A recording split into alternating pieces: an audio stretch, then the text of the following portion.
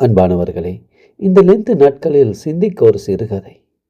எண்ணங்களில் பரிசுத்தம் என்ற தலைப்பில் பிரசங்கி 3 அதிகாரம் 17 சொல்லுகின்றது, சகல எண்ணங்களையும் சகல செய்கைகளையும் நியாய் தீர்க்கும் காலம் இனி இருக்கிறது என்று. எனக்கு ஒரு சன்னியாசியை தெரியும். தூய்மையான வாழ்வு வாழ வேண்டும் என்று மிகுந்த ஆசை உள்ளவர்.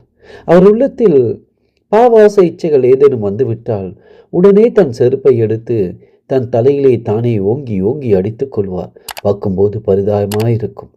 எண்ணங்களை பரிசுத்தம் எப்படி வரும்? அப்போஸ்தலன் பரிசுத்த பவுலடிகள் சொல்லுகிறார், 2 கொரிந்தியர் 10 அதிகாரம் 5 எல்லா மேட்டிமையும் நிர்மூலமாக்கி எந்த எண்ணத்தையும் கிறிஸ்துக்குள் கீழ்ப்படிய சிறைப்படுத்துவர்களாய் இருக்கிறோம் என்று. கல்வாரியில் சிந்தப்பட்ட ஆண்டவராகிய இயேசு கிறிஸ்துவின் தூய இரத்தத்தை உங்கள் உள்ளம் எந்த நேரம் சிந்தித்துக் கொண்டே இருக்கட்டும். உள்ளத்தின் ஆழத்தில் தேவ ஆட்டுக்குட்டியின் இரத்தத்தை வைத்து வையுங்கள். சத்ரு நெருங்கவே மாட்டான். மட்டுமல்ல, உங்கள் உள்ளமெல்லாம் வேத வசனங்களால் நிரம்ப இடம் கொடுங்கள். மேலும் உங்கள் உள்ளம் பரிசுத்தையான நிரம்பி வழிந்து கொண்டே இருக்கட்டும். அப்போது கனவில் கூட சத்ரு உங்கள் சிந்தைகளை கலைக்க முடியாத அன்பானவர்களே. ஆவியான உங்களுக்கு துணை நிற்பார்.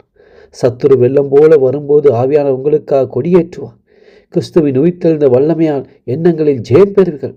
சங்கீதக்காரன் சொல்லுகிறான், சங்கீதம் 119:11, நான் உமக்கு விரோதமாய் பாவம் செய்யாதபடிக்கு உமது வாக்கை என் இருதயத்தில் வைத்து வைத்தேன் என்று. ஆமேன். தேவன் தான் உங்கள் ஒவ்வொரு ஆசீர்வதிப்பாரா.